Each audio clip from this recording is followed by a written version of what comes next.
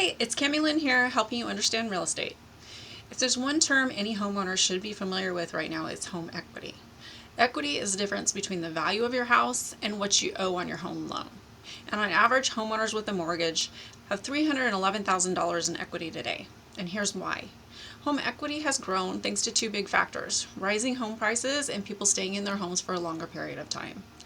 Over the past 5 years, home prices nationwide have jumped nearly 60%, meaning your house is likely worth much more now than it was when you bought it. On top of that, people are generally staying in their homes longer than before, which boosts their equity even more.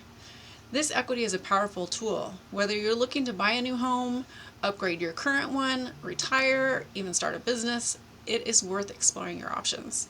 So, if you're curious about how much you have or how you can use it, I can help.